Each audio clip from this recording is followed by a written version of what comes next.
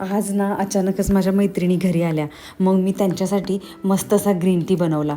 Normal दुधाचा चहा नाही बनवला, कारण मी स्वतःच दुपारचा ग्रीन टी घेते. मग म्हटलं आज त्यांच्यासाठीही मस्त ग्रीन टी बनवूयात. सर्वजणींनी मिळून मस्त असा ग्रीन टी घेतला, खूप गप्पा मारल्या आणि मग त्यांनाही जायचं होतं आणि मलाही बनवायचा होता खरवस. मला खरं तर कालपासून खरवस बनवायचा होता, पण कामातून वेळच मिळाला नाही. खरवस बनवण्यासाठी मी आधी अर्धा लिटर म्हशीच्या दुधाचा चीक घेतला आणि त्यानंतर अर्धा लिटर म्हशीचं दूध घेतलं आहे. दोन्ही मस्त मिक्स केलं. मग त्याच्यामध्ये गरजेनुसार साखर घातली.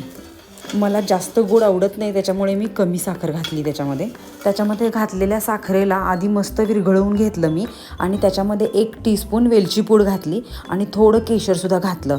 ते मस्त असं मिक्स केलं आणि मग माझ्या फेवरेट इंडक्शनवरती मी त्याला 20 मिनिटांसाठी वाफलवायला ठेवलं. 20 मिनिटे वाफलवून झाल्यानंतर माझा खरवस झाला आहे मस्त असा रेडी.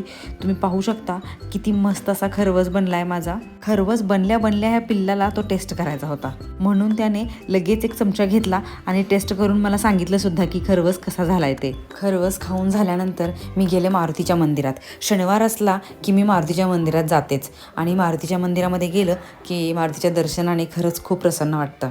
ज्या दिवशी ज्या देवाचा वार असेल त्या दिवशी त्या मंदिरात जायला मला खरं तर आवडतं. मस्त असं मारुतीरायाचं आणि शनिदेवाचं दर्शन केलं आणि मग मी घरी आले. ओके, आजच्यासाठी एवढंच. Okay, bye.